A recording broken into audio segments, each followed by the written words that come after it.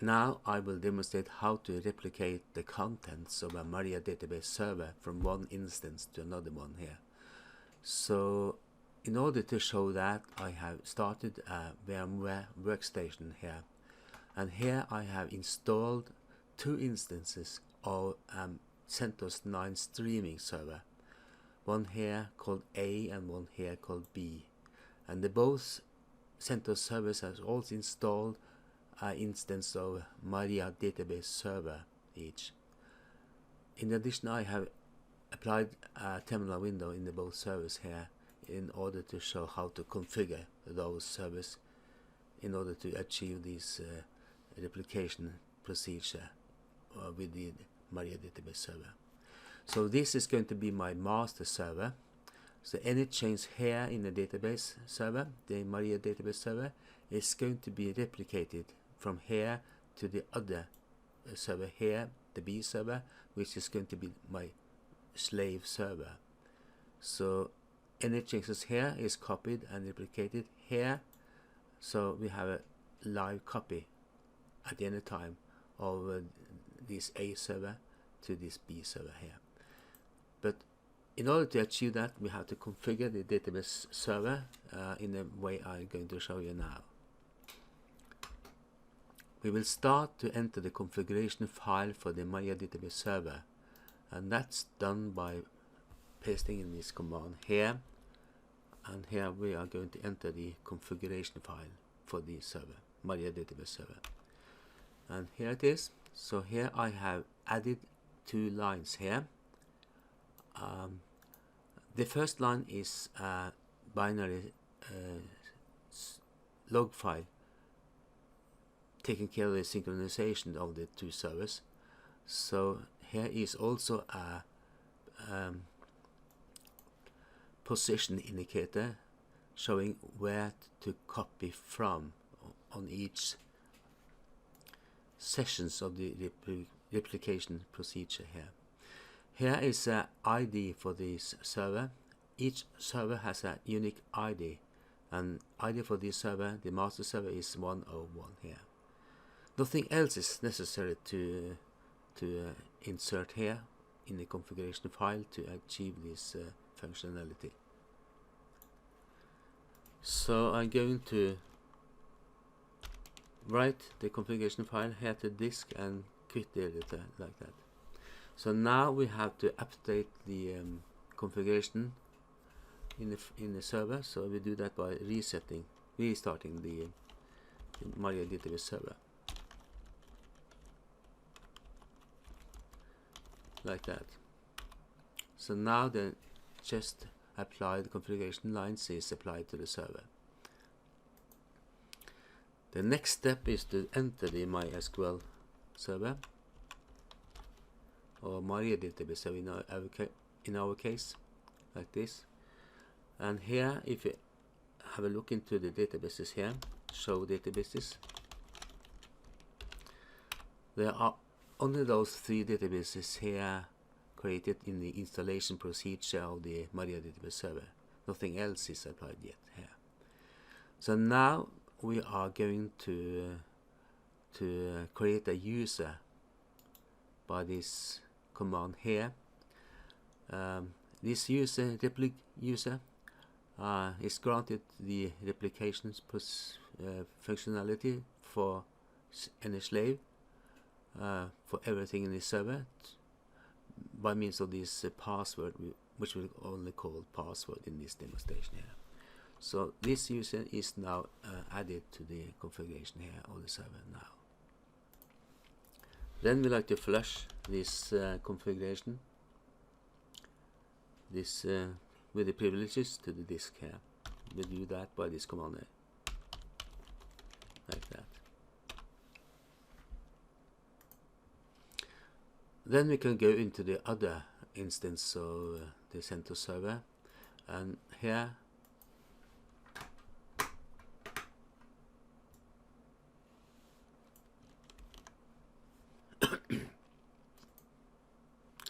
you also will enter the configuration file here for the database server, So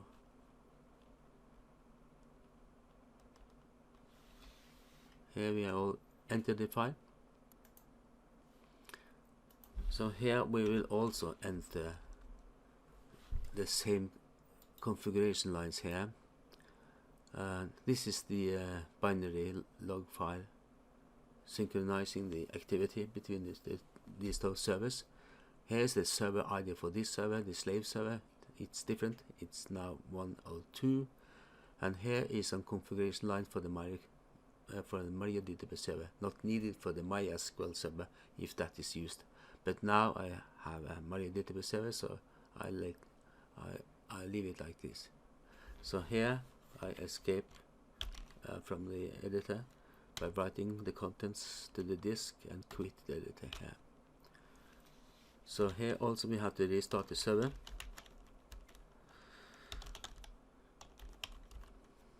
In order to apply the changes in the configuration file like that.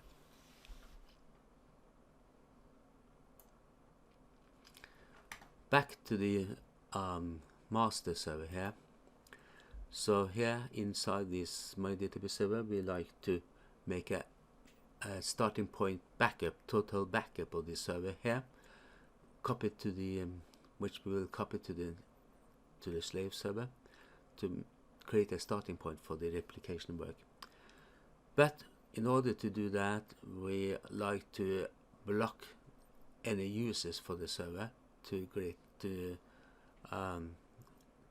get some writing access to the server. Only read access is applied. So that is to inhibit any inconsistency in the database when we are making this backup and replication procedure here. So in order to achieve that, we apply the command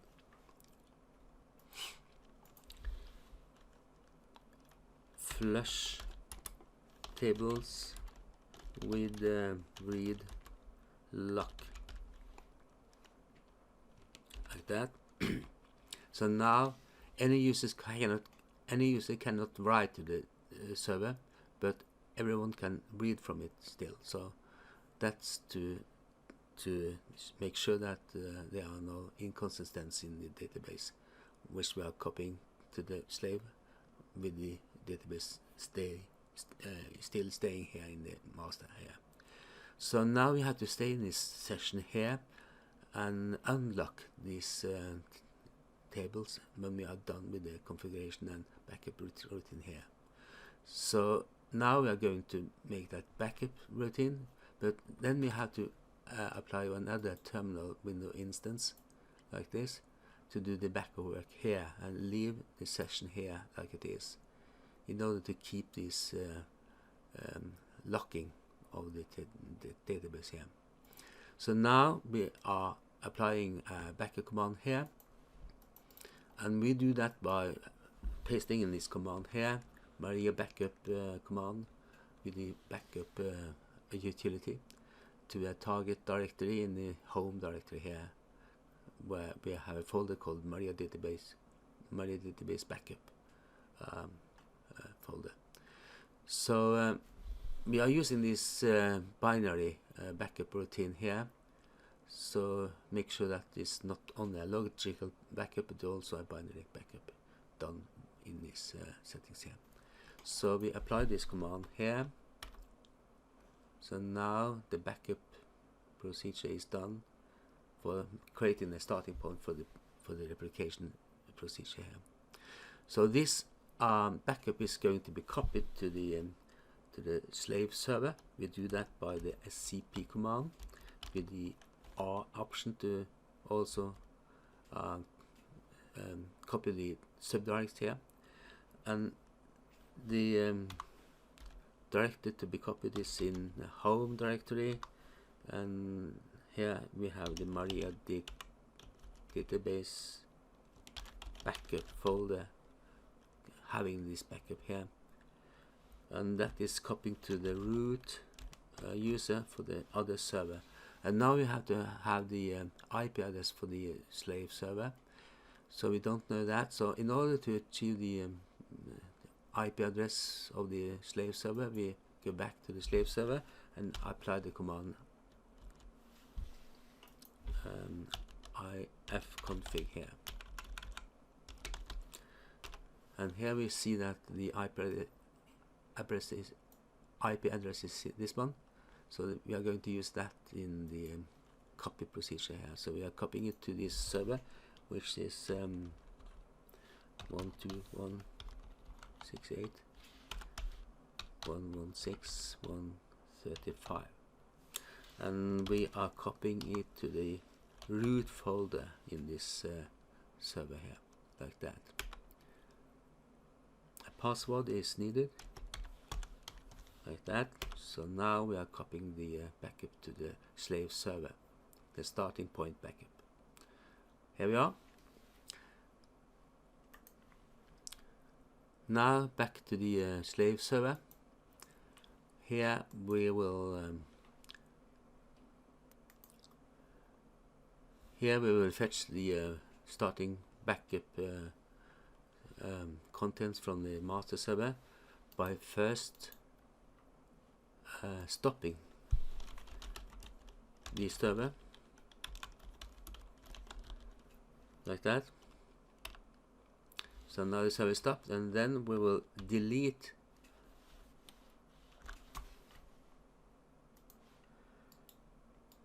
the repository of the current database here in this slave server. Everything is deleted in the MySQL directory for the server. So now it's emptied, and then we will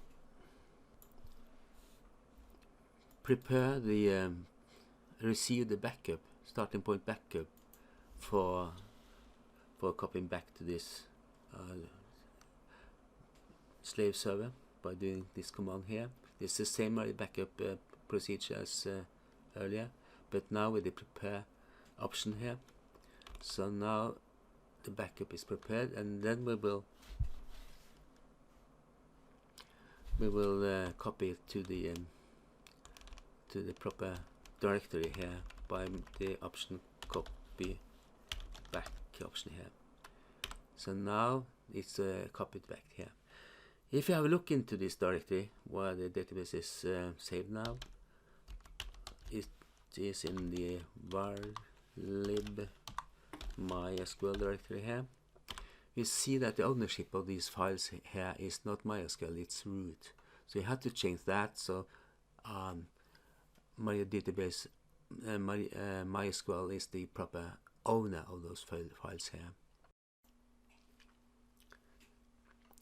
And that is done by applying this pasted command here, where we change the ownership for this directory to MySQL with all subdirectories here, applying this R option.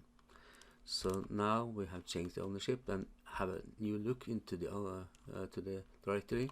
You see that MySQL is taking the ownership of the files here. Just what we want here. So now we can start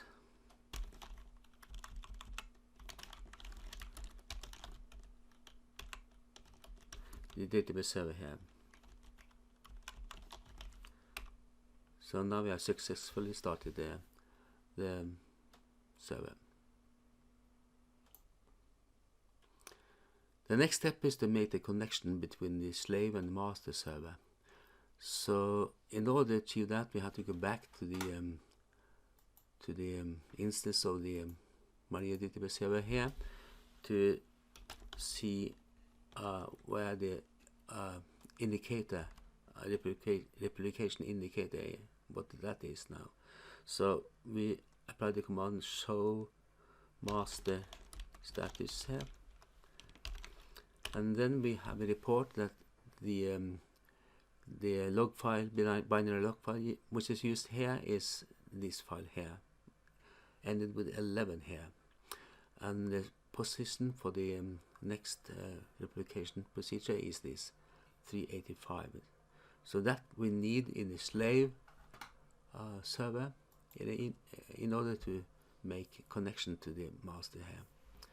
So now we enter the server, MySQL server, MariaDB server in our case.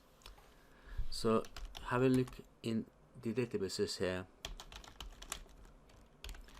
We see that there are the same 3 databases here also, created in the installation procedure for the database here. So in order to prepare this connection command from the slave to the master, it's easier to use an editor to prepare this command here. So this is the template for the command. There are some changes we have to make here. For example, we have to have the correct IP address for the master server. So in order to achieve that, we go back to the master server, and here in the not in the MariaDB terminal window, but in the accelerator window, we can ask for the IP address command by the command ifconfig. And here we see that the IP address is this one here. So that's going to be used in the setup here in the editor here. So we change this IP address for the master to 192.168.116.136 in our case. So the user is correct, replicate user with the password, but the log file is not correct. So we have to have a look into that, and you see that this log file is ending with 11 here. The position is 385, so you have to use that. So 11 has to be applied here, and the position was 385.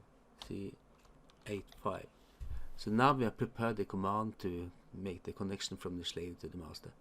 So we copy those lines here, go to the slave server, and here in this MariaDB interface we paste this command here, like that. We have to stop the slave first, like that, and then try and make another try. So now we have applied the command to make contact with the master.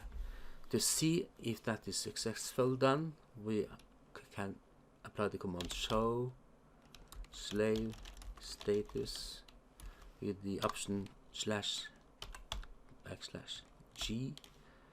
and enter that one, and now we can see there are not any connections.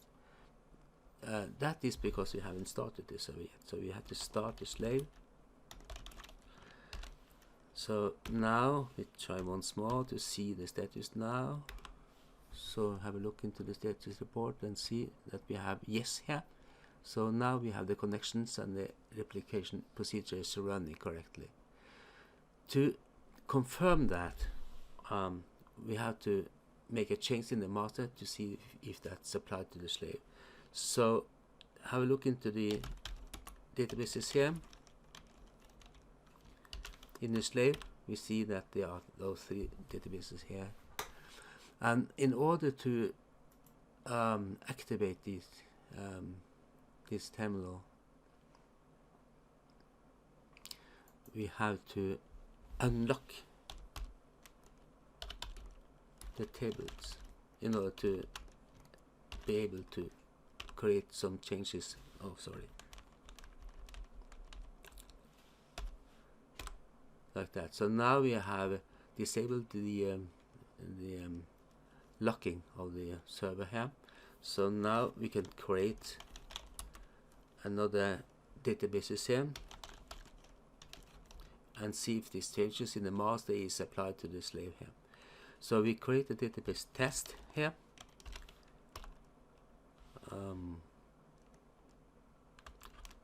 It's wrong, like that.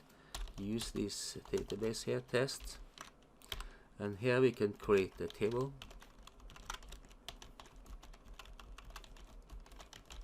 We call it only A to do it easy, with these two columns A and B only, which can be integer to do it simple,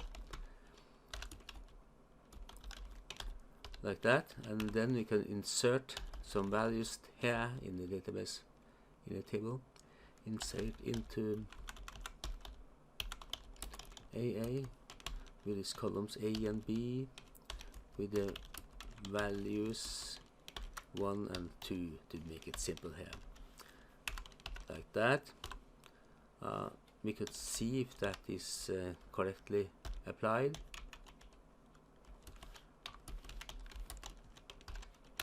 Yes, we are having this table here, and if you have a look into the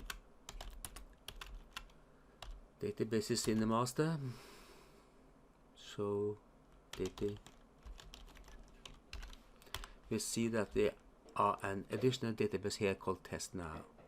And now it's funny to see if that is applied and replicated to the slave server here. So we go into the slave server, and now we like to see the databases here, and now we see that this test database is replicated to this slave server, working nicely. And if you use this test database like that to see if there is any correct report from the